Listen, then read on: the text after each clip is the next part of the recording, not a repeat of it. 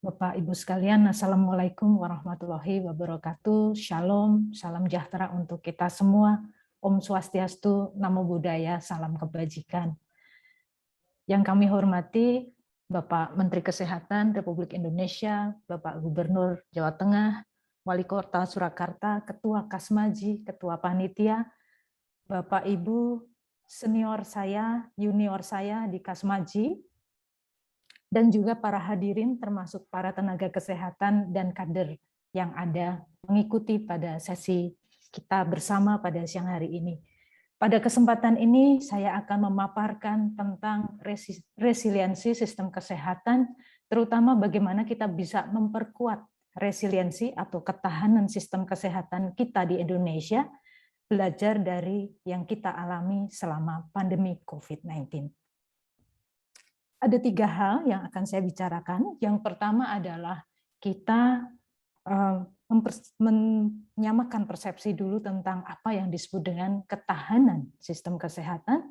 Kemudian yang kedua, kita akan melihat kembali kepada apa yang sudah kita alami selama pandemi COVID-19 dan kaitannya dengan ketahanan sistem kesehatan di Indonesia. Dan yang ketiga, kita berpikir tentang masa depan kita, khususnya bagaimana kita bisa memperkuat ketahanan sistem kesehatan di Indonesia. Sistem kesehatan didefinisikan oleh Badan Kesehatan Dunia sebagai keterkaitan dari 6 bidang yang ada di sebelah kiri ini. Jadi 6 bidang itu adalah pelayanan kesehatan, sumber daya manusia kesehatan, sistem informasi, pengelolaan produk-produk kedokteran, vaksin, dan teknologi kesehatan lainnya, pembiayaan, dan tata kelola atau kepemimpinan. Jadi keenam bidang ini kalau saling terkait dan berfungsi dengan baik, maka akan bisa membuat peningkatan akses, peningkatan cakupan, kualitas layanan yang baik dan aman. Jadi tentu saja kalau ini terjadi, sistem kesehatan kita baik, ketahanan sistem kesehatan kita baik, maka kita bisa mempunyai status kesehatan masyarakat yang baik. Bapak Ibu sekalian, ketahanan ini sebetulnya adalah kapasitas dari pengambil kebijakan atau pemberi layanan kesehatan maupun masyarakat sendiri untuk mempersiapkan sistem kesehatan itu agar mampu menghadapi krisis. Dan juga walaupun menghadapi krisis masih bisa mempertahankan fungsi, serta jika diperlukan bisa melakukan reorganisasi dari sistem itu sendiri. Nah, ini yang disebut dengan ketahanan sistem kesehatan. Maka kalau kita flashback, kita memutar balik pada situasi di awal pandemi, sekitar bulan Maret 2020, kita menghadapi keadaan yang bisa digambarkan oleh foto ini. Jadi, sistem kesehatan itu sebenarnya teruji ketahanannya memang ketika ada krisis. Pandemi COVID-19 adalah sebuah guncangan terhadap sistem kesehatan di negara manapun. Nah, kita bisa melihat apakah sistem kesehatan kita ini baik, ketahanannya cukup baik, adalah justru ketika kita melihat bagaimana keadaan ketika guncangan itu terjadi. Kita lihat satu persatu di awal pandemi COVID. Kalau dilihat dari sisi pengelolaan produk-produk kesehatan, kita punya problem nih di awal. Ini adalah ulasan media waktu di awal pandemi COVID, bahwa di mana-mana ada problem dengan supply, rantai supply dari berbagai teknologi medis yang kita perlukan, misalnya masker atau termometer dan sebagainya, ini terjadi guncangan. Yang kedua, dari sisi SDM, hal yang sama kita hadapi, bahkan banyak tenaga kesehatan teman-teman sejawat kita yang gugur pada awal pandemi COVID. Hal itu terjadi karena memang beban yang sangat berat terjadi pada layanan kesehatan. Termasuk kita bisa melihat juga di layanan primer, banyak tenaga kesehatan yang didedikasikan untuk mitigasi dan respon COVID-19. Kalau dilihat dari layanan kesehatan pun, ini juga guncangan itu terasa di awal pandemi COVID, di mana kita juga sama-sama mengalami di banyak fasilitas pelayanan kesehatan terjadi kebutuhan yang sangat meningkat tajam tentang terutama misalnya oksigen untuk terapi COVID-19. Dan kita juga baru menyadari bahwa memang pandemi ini kemudian menuntut bahwa fasilitas pelayanan kesehatan kita ini harus siap. Harus bisa menyediakan layanan yang aman bagi masyarakat, dan juga kita dihadapkan juga pada situasi pertanyaan tentang sebetulnya apa yang harus kita lakukan. Kita menggunakan bukti-bukti penelitian untuk ini ya, bareng-bareng untuk mengatasi, merespon dari pandemi COVID-19. Kalau kita lihat juga layanan yang lain, misalnya untuk layanan pengendalian penyakit yang lain juga mengalami guncangan pada awal pandemi. Ini contoh saja ilustrasi data yang kami peroleh di awal tahun 2020. Jadi waktu itu disampaikan oleh Kementerian Kesehatan, ini adalah perbandingan penemuan kasus tuberkulosis pada triwulan pertama 2020 dibandingkan dengan triwulan pertama 2019 ketika pandemi COVID belum berlangsung.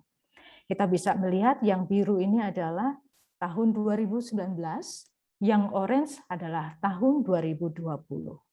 Kita bisa melihat di sini adanya penurunan yang sangat tajam tentang penemuan kasus tuberkulosis selama pandemi.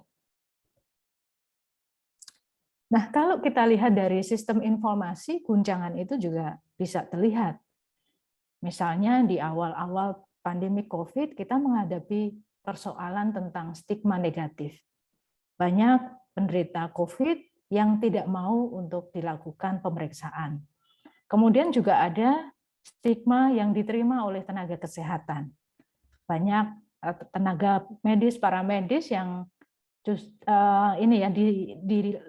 mengalami diskriminasi oleh masyarakat karena ketakutan tersebut. Lalu di sisi lain kita di era yang sekarang ini, di mana memang kita masuk pada era digital, tantangan yang lain adalah tersebarnya informasi berita bohong tentang COVID-19 di media. Jadi ini adalah contoh-contoh gambaran guncangan sistem kesehatan yang kita alami bersama. Kalau dilihat dari governance atau tata kelola, pandemi COVID-19 ini juga membuat bahwa koordinasi ini mau tidak mau harus dilakukan dengan multi pihak. Jadi kita menghadapi suatu keadaan mau tidak mau pengambilan keputusan itu tidak bisa dari satu sisi, tetapi banyak sisi. Bahkan ada istilah yang dilontarkan Presiden Jokowi waktu itu adalah rem dan gas gitu ya. Ini pun juga rem dan gas pemikirannya tidak hanya bisa didasarkan dari pertimbangan kesehatan, sektor kesehatan, tetapi juga sektor-sektor yang lain.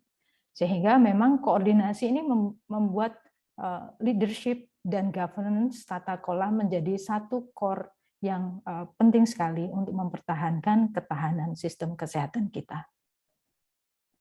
Bapak Ibu sekalian, mari sekarang kita mempelajari dari apa yang sudah kita alami 1 tahun lebih dalam pandemi COVID ini, dan bagaimana kita bisa memikirkan untuk memperkuat ketahanan sistem kesehatan kita di Indonesia. Satu pemikiran yang harus kita samakan adalah kita memang di satu sisi bersyukur. Ini ada 4 grafik yang saya ambil dari laman covid19.go.id, di mana kita, kalau kita flashback, ini perjalanan kita dengan mitigasi dan respon COVID-19. Kita bersyukur kita bisa melampaui puncak-puncak epidemi ini. Tetapi kita harus samakan persepsi bahwa pandemi COVID ini belum berakhir. Sehingga pemikiran kita adalah penguatan sistem kesehatan ini sesuatu yang harus kita lakukan agar kita bisa menghadapi mungkin gelombang ketiga, semoga itu tidak terjadi, ataupun ketika pandemi COVID ini berakhir, wajah dari sistem kesehatan kita di Indonesia sebetulnya akan mempunyai wajah yang baru. Yang pertama, tentu saja, kalau dilihat dari sistem kesehatan, dari unsur tata kelola dan leadership, kita sudah mempunyai pengalaman bahwa koordinasi multi pihak ini sesuatu yang sangat sentral dalam kaitannya pengambilan keputusan untuk mitigasi dan respon COVID. Maka pola yang sama harus kita pertahankan untuk mengatasi persoalan kesehatan masyarakat yang lain. Jadi ini salah satu praktik baik yang harus kita teruskan. Yang kedua adalah pandemi COVID-19 ini memicu banyak gerakan-gerakan sosial di tingkat komunitas yang luar biasa. Misalnya di Jawa Tengah dengan inisiatif dari pimpinan kepala daerah, maka muncullah konsep Jogotongo, di mana Jogotongo ini adalah sebuah bentuk pemberdayaan masyarakat, pelibatan masyarakat secara konkret untuk bisa membantu ya di dalam penanganan kasus COVID-19 dengan gejala ringan yang melakukan isolasi mandiri misalnya. Maka hal ini merupakan modal sosial yang bisa terus kita pertahankan, tidak hanya untuk COVID-19, tetapi juga untuk persoalan kesehatan masyarakat yang lain. Upaya yang lain yang perlu kita terus lakukan adalah strategi komunikasi, informasi, dan edukasi kepada masyarakat yang tepat. Nah, di sebelah kanan ini ada screenshot video. Jadi ini video edukasi yang dibuat, ini kebetulan kami berdua adalah Kasmaji, yang di sebelah kanan ini saya Kasmaji 93, lalu yang di tengah ini adalah Dr. Mariani, spesialis mikrobiologi, beliau Kasmaji 85. Kami berdua terlibat di dalam satu upaya untuk membuat video pendek bersama seniman lokal. Yang di sebelah kiri ini adalah tokoh yang terkenal kalau di YouTube, Momon, Mas Momon dari Bakar Production. Mereka punya serial pendek di YouTube yang ternyata viewernya sangat tinggi. Dari situ kami, tenaga kesehatan, saya dan Dr. Mariani, serta teman-teman tim produksi berpikir, mungkin kita perlu mengubah strategi komunikasi kita dengan lebih menggunakan strategi komunikasi melalui bahasa-bahasa sederhana. Maka dari itu, kami membuat semacam tayangan edukasi dengan bahasa yang lebih bisa membumi pada masyarakat. Hal yang lain yang kita pelajari adalah bagaimana data itu sudah mulai digunakan untuk pengambilan keputusan.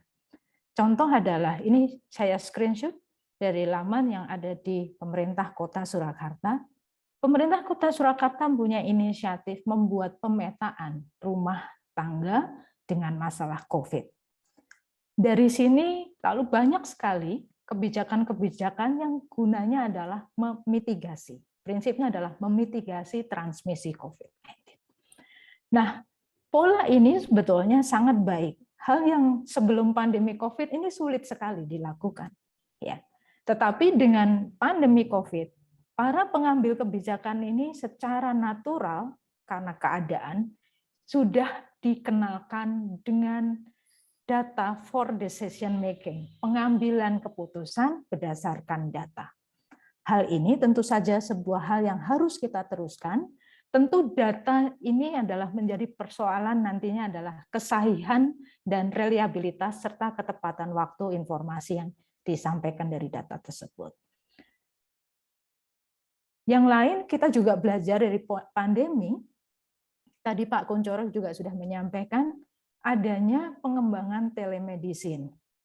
Nah, saat ini masih regulasi dan sebagainya memang ditujukan telemedicine untuk penanganan COVID-19. Tetapi saya melihat sebetulnya ini adalah wajah baru dari layanan kesehatan kita ke depan. Telemedicine sangat potensial untuk dikembangkan untuk berbagai layanan kesehatan termasuk pada tingkat primer. Jadi ke depan wajah sistem kesehatan kita akan mempunyai gambar yang berbeda karena kita akan mulai memasuki era digitalisasi layanan kesehatan. Dan yang lain saya kira kita harus juga berpikir tentang integrasi. Mengapa demikian? Pembelajaran dari pandemi COVID adalah ketika kita bekerja dalam kotak-kotak yang terpisah, misalnya dalam program TB kita bekerja sendiri dengan SDM sendiri, kemudian program yang lain HIV, program kesehatan ibu dan anak, semuanya mempunyai kotak-kotak tersendiri, maka sebetulnya sistem itu sangat tidak efisien. Ketika COVID-19 melanda, banyak tenaga kemudian diarahkan untuk respon dan mitigasi untuk COVID, maka terlihat seperti yang sudah saya tampilkan tadi, program tuberkulosis pun mengalami penurunan kinerja yang sangat tajam. Oleh karena itu kita harus berpikir tentang inovasi yang berupa integrasi layanan kesehatan. Ini adalah sebuah pemikiran sederhana, misalnya di sebelah kanan adalah alat. Ini alat diagnostik untuk TB dengan pemeriksaan PCR yang selama ini digunakan untuk TB. Nah, alat ini sebenarnya bisa digunakan untuk COVID dan sudah kita lakukan, tinggal diganti saja cartridge dan modulnya. Nah, berarti artinya sebetulnya penemuan kasus TB bisa diintegrasikan dengan layanan COVID misalnya. Lalu kita juga tahu dari pengetahuan kita sebelumnya bahwa TB dengan diabetes ini juga ada keterkaitan. Maka sebenarnya integrasi layanan TB diabetes itu juga sangat mungkin dilakukan. Diabetes mempunyai juga keterkaitan dengan hipertensi. Maka apakah mungkin diabetes hipertensi juga diintegrasikan pada layanan TB? Ini sebuah pemikiran-pemikiran ke depan. Kita tahu bahwa stunting ini sangat terkait dengan kemungkinan infeksi. Nah, TB adalah koinfeksi yang sangat mungkin pada anak-anak yang mengalami malnutrisi. Maka integrasi TB dan stunting misalnya menjadi suatu pemikiran juga untuk kita lakukan. Pada pasien TB juga banyak sekali problem kesehatan jiwa. Jadi kenapa tidak dilakukan saja integrasi pelayanan kesehatan jiwa dan pelayanan tuberkulosis. Ini adalah contoh pemikiran inovasi integrasi ke depan. Dengan integrasi kita akan mempunyai layanan yang lebih efisien. Nah, satu hal lagi yang juga menonjol di dalam pengalaman kita selama pandemi COVID adalah dukungan terhadap riset dan inovasi kesehatan. Pemerintah kita memberikan support yang luar biasa untuk pengembangan produk-produk teknologi inovasi dalam negeri. Saya sepakat dengan Pak Kunchoro pada pendapat beliau sebelumnya, bahwa pengembangan teknologi riset kesehatan yang kita lakukan sendiri untuk kita, ini menjadi hal yang sangat penting ke depan. Karena dengan dukungan riset dan inovasi, kita akan mempunyai kesiapan layanan yang lebih baik. Tentu saja akan mendukung ketahanan sistem kesehatan di Indonesia. Bapak Ibu sekalian, saya tutup materi saya pada pagi hari ini. Kalau tadi di awal saya bertanya, saya mengajak Bapak Ibu semua bertanya, bagaimana kita bisa memperkuat ketahanan sistem kesehatan di Indonesia dengan belajar dari pandemi COVID-19, kita berkesimpulan adalah, ya, kita sudah mengalami ujian. Ketahanan sistem kesehatan kita sudah mengalami ujian. Kita pernah menghadapi guncangan sistem kesehatan, tetapi dengan segala upaya yang ada, kita bisa memperkuat sistem kesehatan kita. Dan banyak praktek baik yang kita sudah identifikasi yang terjadi selama pandemi COVID. Praktek baik itu tentu saja perlu untuk kita teruskan dan bahkan kita kembangkan. Misalnya, koordinasi multi pihak, komunikasi risiko yang lebih baik, pelibatan masyarakat yang lebih banyak, lebih intensif, penggunaan data untuk pengambilan keputusan, inovasi, baik inovasi teknologi maupun inovasi integrasi layanan, serta dukungan bagi riset dan inovasi kesehatan di Indonesia. Demikian materi saya, semoga ini menjadi sumbangsih dari Kasmaji untuk kepentingan kita bangsa Indonesia. Terima kasih.